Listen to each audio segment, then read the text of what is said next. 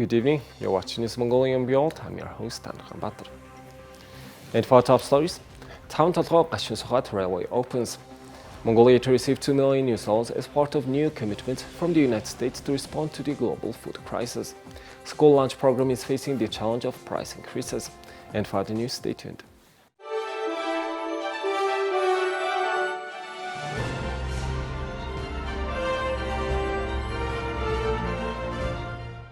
The Tavan Tolgoi Gashuunsukhait railway opened on Friday. The railway is considered a major development for Mongolia. The new railway is 233.6 kilometers and connects the Tavan Tolgoi mine to Gashuunsukhait port. It's Mongolia's first-class heavy-duty road and can carry 30 to 50 million tons of coal. The line is made from 60-kilogram steel rails that meet International Union of Railways standards. The government decided to relaunch the railway project in 2018 after a long hiatus, ultimately taking 14 years for the railway to be built. Over 600 entities and 5,000 engineers and technicians worked on the project. Experts estimate that transport costs will be 3.8 times lower with the new railway.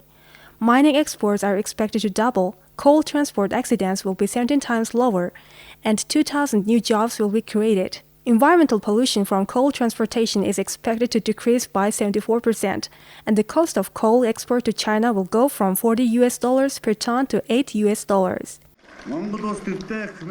In recent years, Mongolia has connected all of its 21 provinces and 110 zones with the capital city Ulaanbaatar through paved roads. It was quite an achievement, and today the Tavan Tolgoi Gashuunsukhait railway, which is Mongolia's main gateway for export, has started its operations.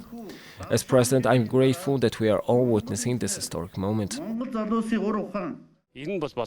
Mongolia's economy solely depends on mining, we all know that. This situation is impossible to change immediately.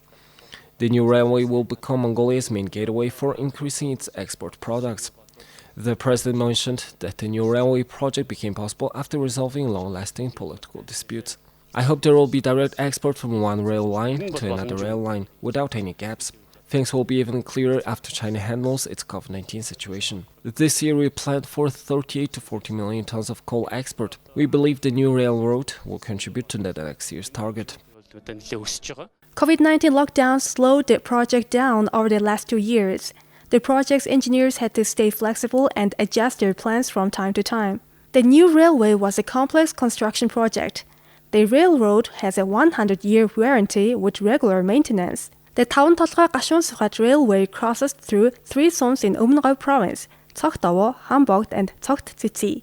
The opening ceremony was held in Tsogttsitsi zone.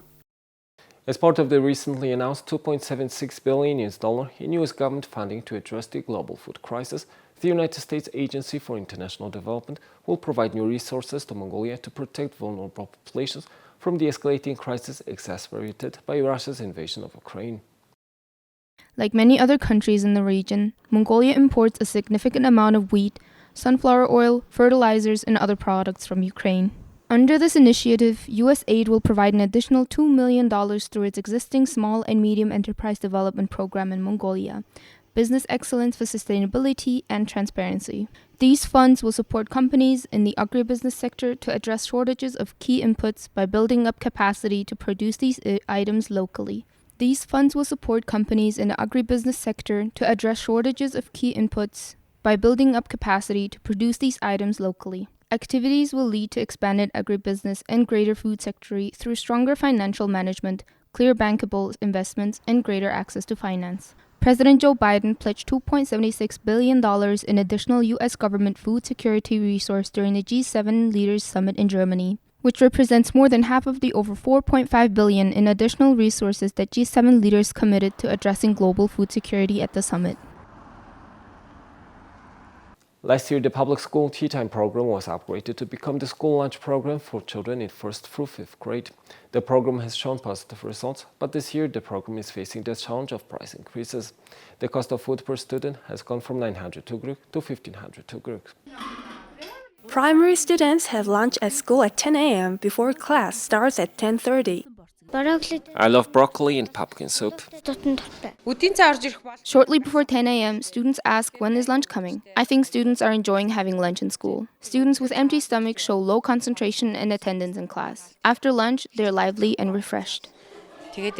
However, due to price increases, school lunch providers cannot afford nutritious ingredients. Public schools have a budget of 1,500 tugruk per meal, but this cost was approved before price increases caused by the geopolitical situation. Currently, the 1,500 tugruk meal plan is insufficient for making meals for students. This budget was approved before the nationwide price increases. Today, the meal consists of 2 items because we can't afford 3. Normally, vegetable prices go down at this time of the year, but prices have stayed high this year. Primary students spend 1/3 of their day at school. Nutritious food affect not their health and their quality of study. According to research conducted by the National Center for Public Health, 40% of students don't eat breakfast at home. So the school lunch program is crucial for those students.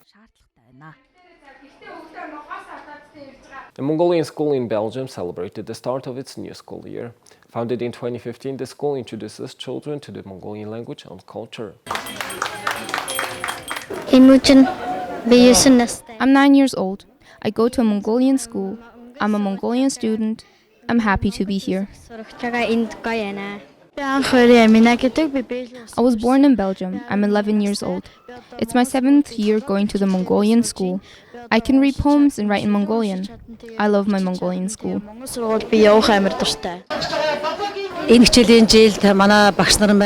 This year, we're ready to teach our curriculum to preschool, primary, middle, and senior classes. We've also hung a portrait of Chinggis Khan in our study hall, following the order from the Mongolian president. I'm in my 4th year at the Iridu Mongolian School. I'm a history teacher. I teach history because I want to introduce Mongolian children to the history and culture of their home country. Thank you for staying with us. Now let's take a look at the currency exchange rates provided by Mongol Bank.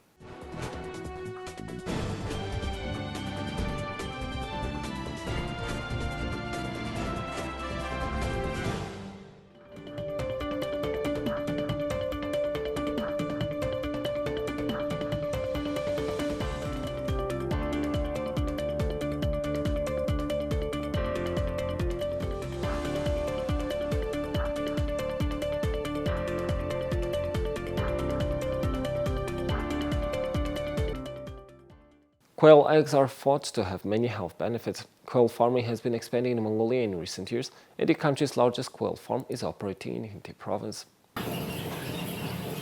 What started as a family farm in 2006 has now expanded into a large quail farm. The farm delivers quail eggs to Ulaanbaatar 3 times a day. The retail price for a single egg is 300 tukruk.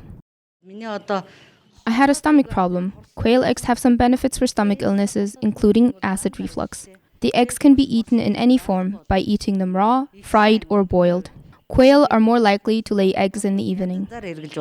Due to the increase in birds, the company needs a larger facility with better equipment. A poor environment can affect egg production, so the company is looking for loans from state organizations. A high-standard poultry facility requires proper waste management, a heating system, and lighting. Our current facility wasn't built for poultry farming, so we have high heat loss. Quail require a warm environment to thrive. They are vulnerable to cold. If we can get a loan, we'll work on improving the facilities to our birds. The company says it needs the government's financial support. The company hopes to increase its number of egg-laying birds and distribute quail meat and eggs to all 21 provinces. 3 doctors from the Janua Hospital in Khaga province initiated a medical bicycle tour. It's the start of a project to provide health services by bicycle. I'm a renal and urological surgeon. I joined the bicycle project to support men's health in Khaga province and to encourage them to adopt a healthy lifestyle. They prepared for a year for their long-distance bicycle tour. While offering medical examinations and diagnoses, they will also enjoy a bicycle tour of beautiful Mongolian landscapes. We prepared our bodies for the long bicycle trip all year around. Now we are heading to Taryetsum. We are so excited. The young doctors believe that some public services can be provided by bicycle in times of need. The bicycle trip combines the work and sports activities. Our route starts at Titlik and goes to Temir, Undrola, and Teretsun. We'll cover 370 kilometers. The team wants to organize another bicycle trip next year with more doctors participating. National researchers claim long-term participation in moderate-intensity dance classes keeps cardiovascular system healthy. It reduces the cardio-related mortality rate by 46%. Dancing engages all muscles in the body and helps spread oxygen-rich blood around the body. Constant walking reduces the risk of cardiovascular diseases and death by 25%. When it comes to dancing, the risk reduced by 46%. Dance partners Charjasurung and Basang have been participating social dancing for 3 years. They experience the benefits of dancing every time they attend their dance class. I don't have any particular health issues now, especially the high blood pressure. My high blood pressure remains constant. I've practiced dance as a sport since I was young. After retirement, I chose dance as my regular activity and I feel joyful. When I skip my dance class for 2 days, my knees start feeling pain. As long as I dance, my joints remain in a good function. Dancing activates all brain areas and revitalizes blood pressure. It helps the cardiovascular system to go back to its normal condition.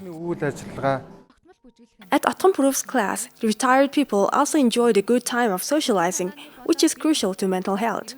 Since dancing has no age restriction, it helps many retirees to have a lively pastime.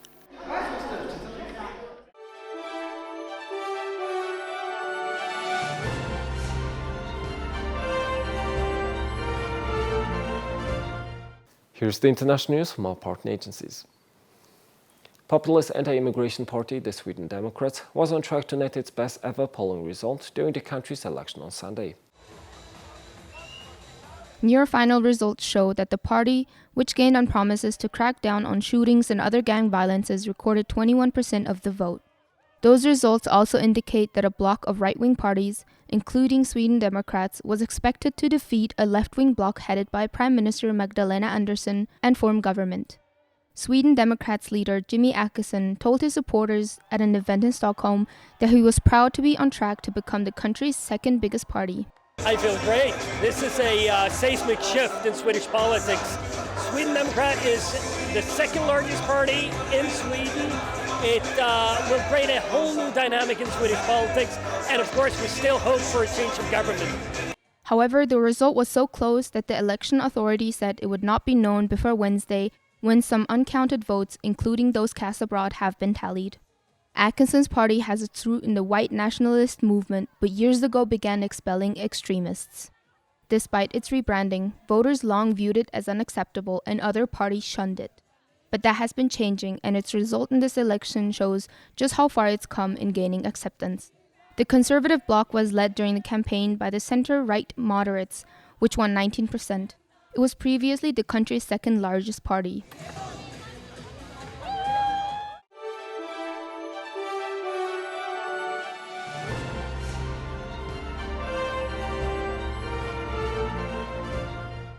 Now let's take a look at our regular feature on sports. Carlos Alcaraz is now the youngest #1 in the history of the Association of Tennis Professionals after defeating Casper Ruud in the US Open final on Sunday. Alcaraz 19 defeated 23-year-old Casper Ruud in a match that took over 3 hours. Alcaraz becomes the youngest men's singles and Grand Slam winner since compatriot Rafael Nadal won the first of his major titles in June 2005. Well, this is something that I dreamed of since I was a kid. You know, to be #1 in the world, to be champions of a Grand Slam. This is something that I work really, really hard. It's tough to talk right now. A lot of emotions right now, but yeah, it's.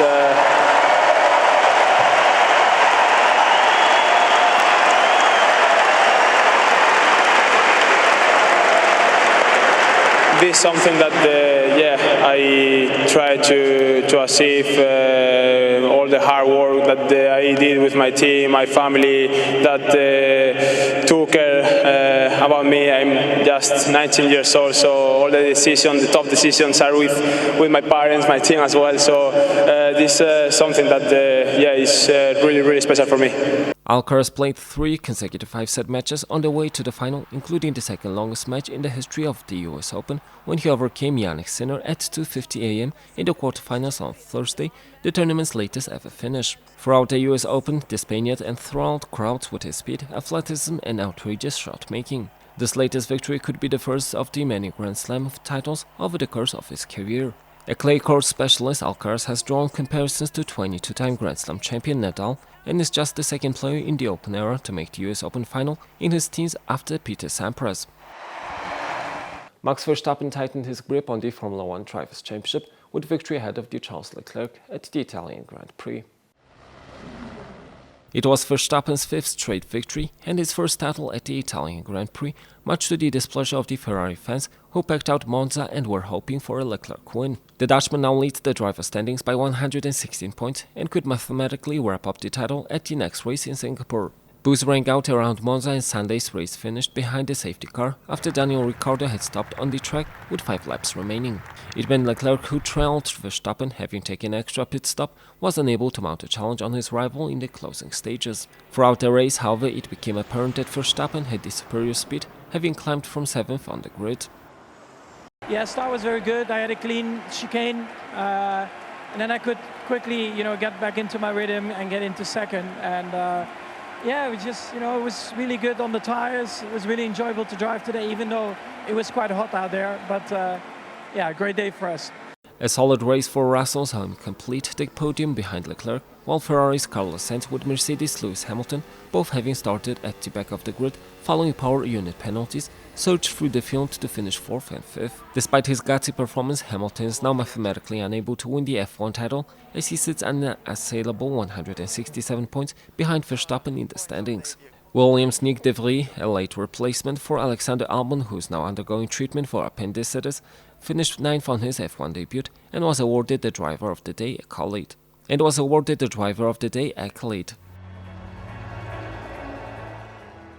Here's the weather forecast of world's major cities.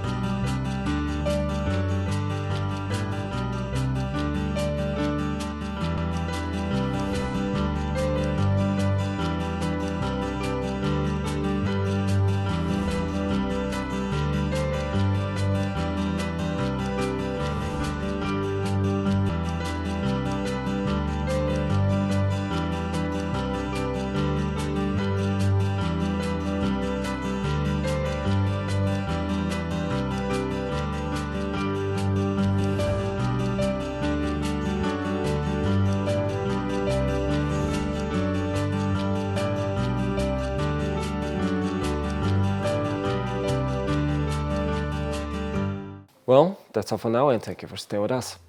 We'll see you tomorrow with more news and updates. Have a nice evening. Goodbye.